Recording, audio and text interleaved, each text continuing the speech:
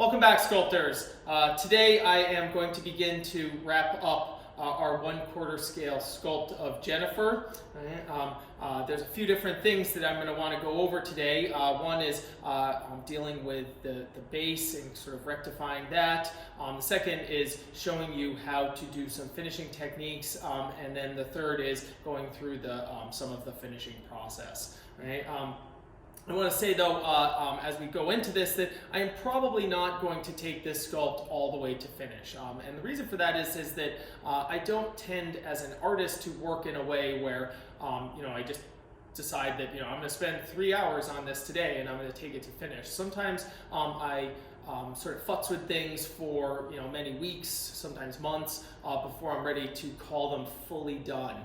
Right? And some of that's a sort of process. One of the really nice things about oil-based clay is that, unlike water-based clay, which you have to cover, is that it sits open. Right? So you can allow something to sit for a little while, and that's an important part of the artistic process. Sometimes you have to get something done, right? And so we're gonna finish this up pretty close, but maybe not all the way, because that last sort of like 5%, sometimes that takes an exponentially longer amount of time, right?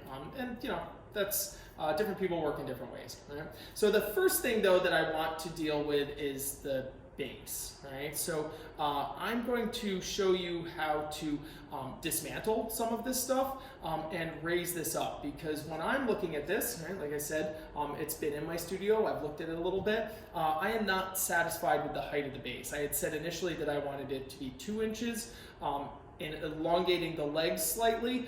It's right now about, I think I measured it at 1 3/4. Let's just check that. So, looking at it, it's about 1 3/4 back here, but if I measure it over here in the front, right, it's maybe only 1.5 inches, so it's kind of sloping down. I want to square that off. If you know my work, you know that I like things a particular way, so I'm going to make a nice sort of square base. It's probably going to be about this long, so I'm going to trim some of this off, but I have to get it under there and get it squared off. But also, right now it's at 1 3/4 inches. And as I said, I don't like that, and so I think it actually needs to be a bit higher, right? So I think that I want it to be about 3, which means that I'm about 1.25 inches too low, right? So what am I going to do about that, right? What I'm going to do is I'm going to disassemble some of this and replace this 10-inch pipe with this 12-inch pipe, right? So you can tell I'm reclaiming something from my pile of black pipe pieces because this has plaster on it, and I haven't used plaster in my studio in over 5 years, right? So the fact that this has plaster from when I used to do plaster mold making is kind of interesting to me.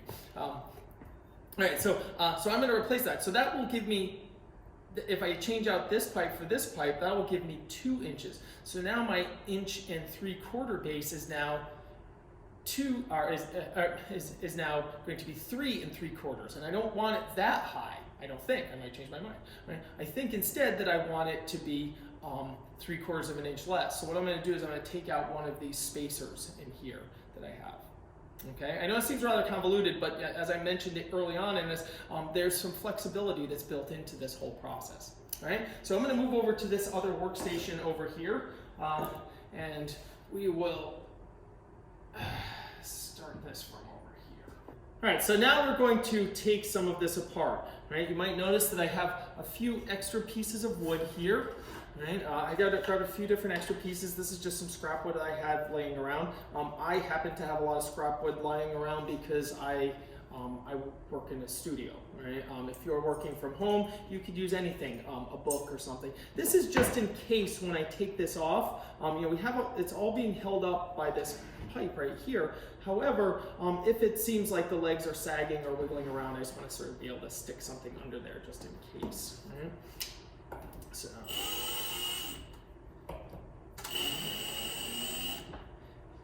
Now, as many of you know, I am working alone in my studio during quarantine, right? Like all of us. Ideally, I would have somebody else holding this for me. Right? So I'm going to try to do it all by myself. fairly confident that that will be fine. However, you should always lay a driver or drill down. If you leave them standing up like that and you have a drill bit in them and they get knocked over, the drill bit falls off.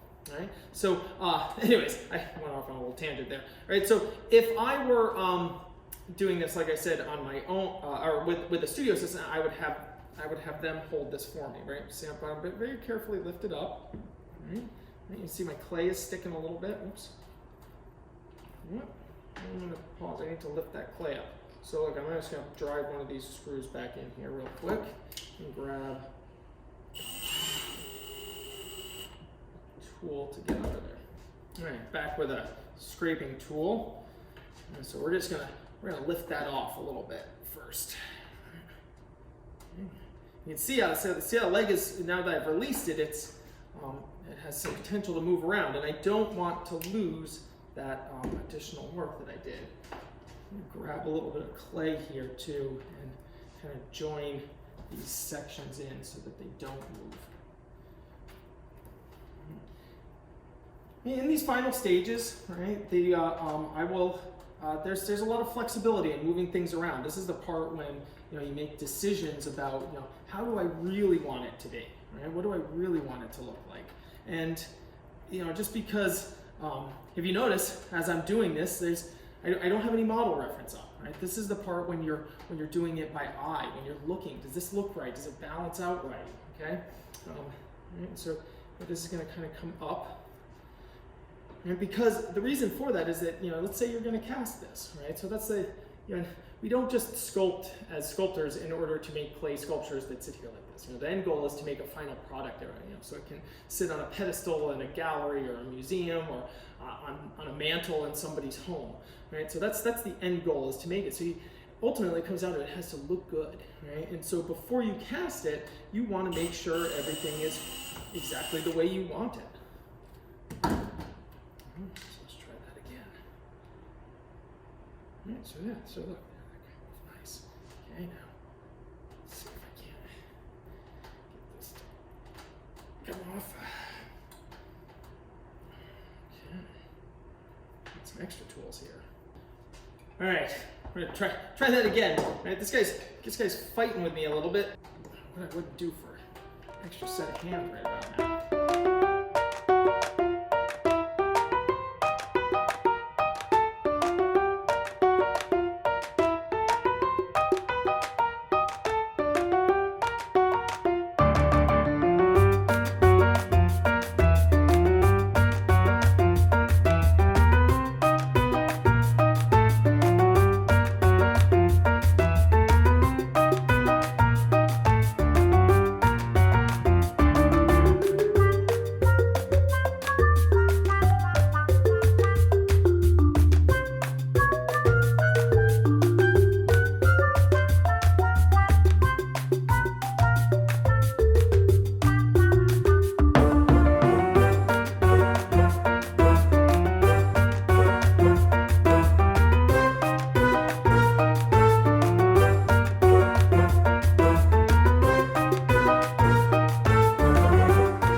So there you have it. Now we have much better height, I feel, right? And looks as if, checking my measures here, looks as if we are about 3 inches, right?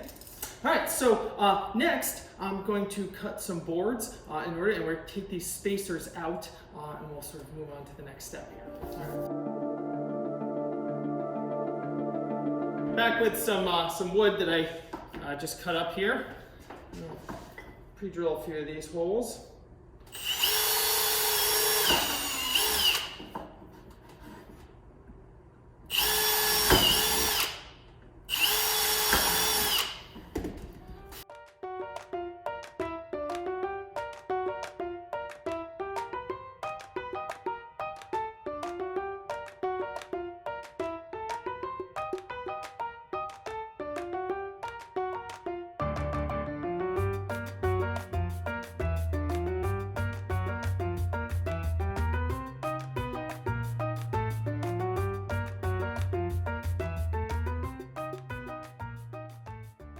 Okay, So now what I'm going to do, clean up my space up a little bit here. All right, so I got these pieces here now, after a few tries there, right? And I want them to kind of go in about here. Right? So I got to cut some of this clay off.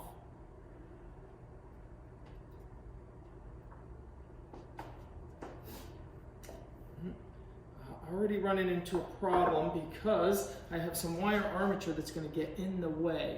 I want this toe to be able to come pretty far out on my box. Right? So what I'm seeing here is underneath I have some clay problems.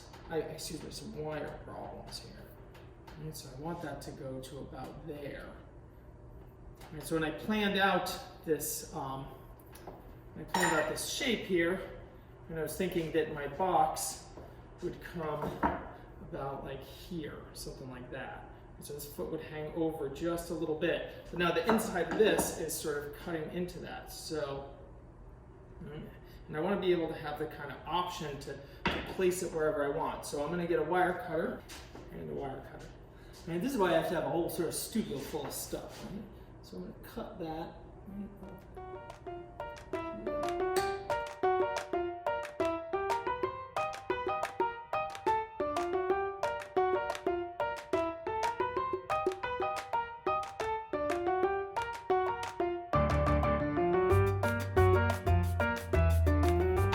So I know you might be looking at all this and saying like, wow, Eric, this is awfully convoluted and you didn't say we were going to need to do all this stuff in the beginning. No, I didn't, but this is the way I would do it, and so that's what I'm trying to share with you, right? So, do you always have to do it this way? No, you don't. But, maybe you want to? Yeah, maybe you do. I want this foot to come over a little bit more.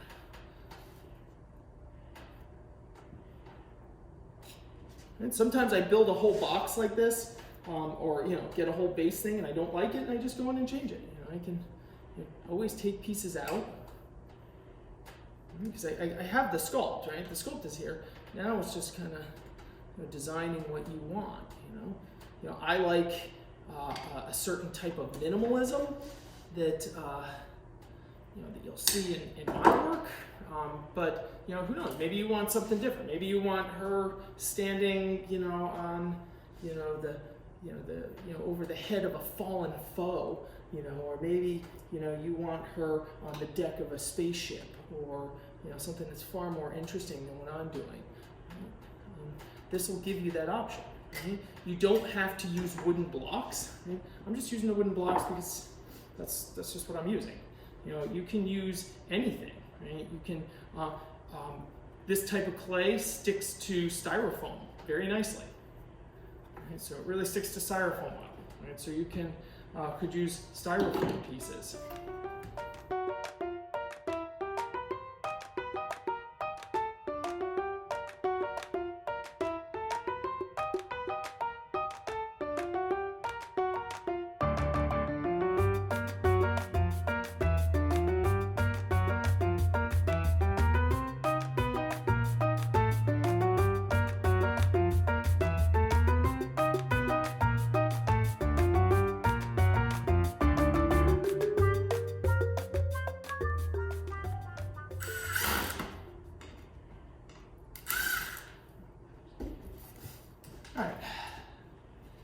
So now you can see now I can move this kind of around in here.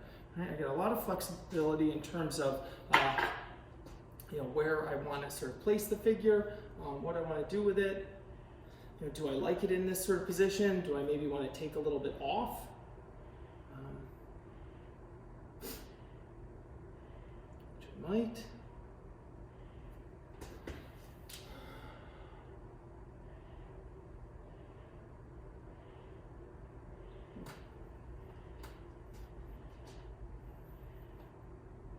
So yeah, so I just went and made a cut.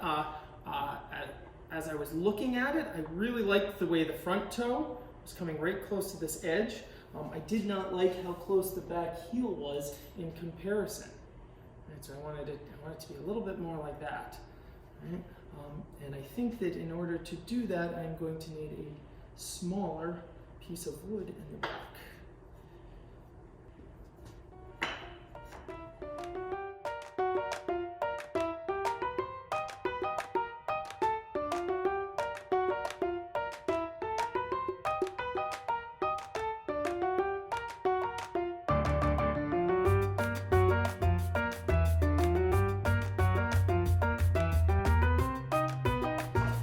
So I have this square. You could use anything like a book or something, but what I'm doing is I'm basically plotting up and looking at the amount of space. So on this side, this is all just visual, right? It appears to me that I have about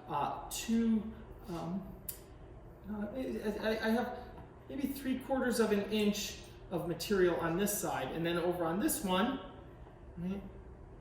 I have about the same distance here, and this one overhangs. Right? I have this toe right in the center, and I have this one, it's 1 5/8.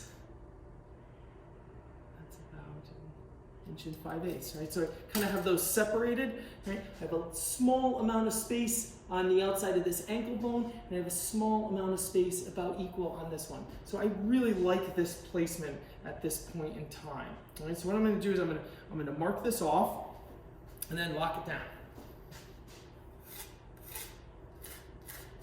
Mark this off and then lock it down. Oops.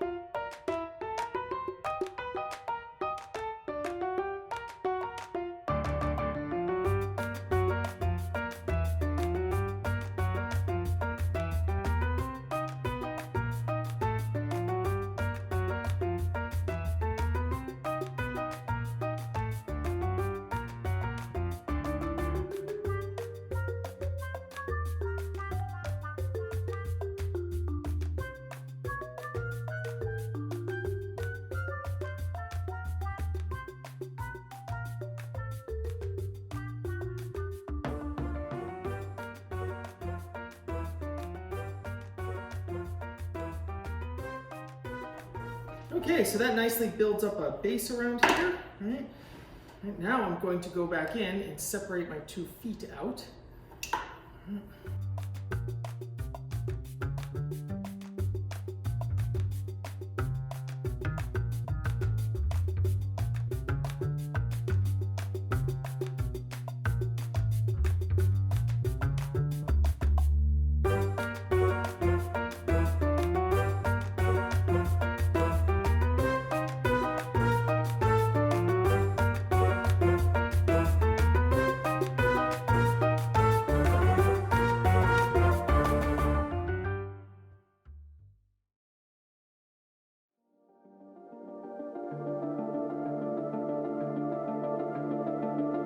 Okay, so here we are back at our modeling stand. I took all of that clay that I just took out from the bottom of my sculpt, right?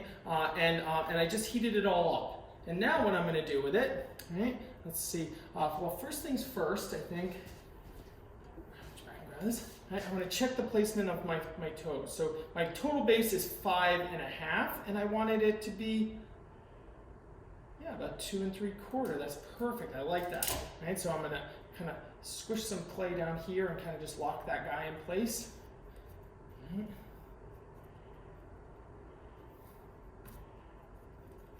Like that. Right. I'm going to go back and check my back leg. Right. Right. I feel like I want this centering down. Right, kind of liking this. So. Remember, you could use anything. If you don't have a square or something like this, just use a large book, right? And so all I'm doing is I'm using it to sight a line, right? You don't need a fancy tool to sight a line, right? And this is a kind of symmetrical pose, so I'm going to mark that 5/8, and I'm going to make the beginning of her ankle going there. So I actually want to push this foot a smidgy bit over. And see, I still have a little bit of wiggle room right there. It's not going over too far.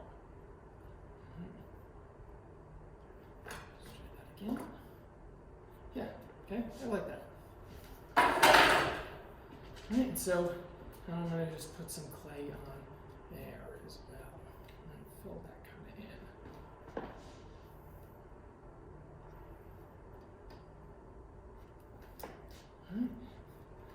All right, so you might be looking again saying like, oh, look at that box. That box doesn't look very good. It's just, it's all made out of scrap wood and it's all crappy and whatnot. Well, give it a minute.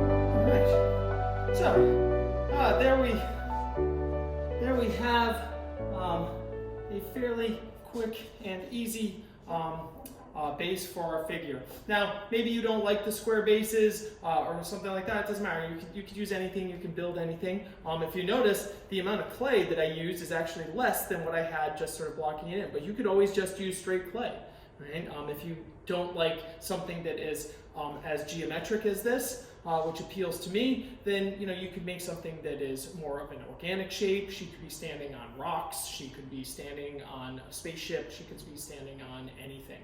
All right, so there's cleaning up the base, right? And I think that that's quite a bit of improvement related to from where we started in the beginning in terms of moving this towards looking like a finished product. All right. All right, so in the next one, I'll go over some finishing techniques for the clay using lighter fluid, and then we'll go from there.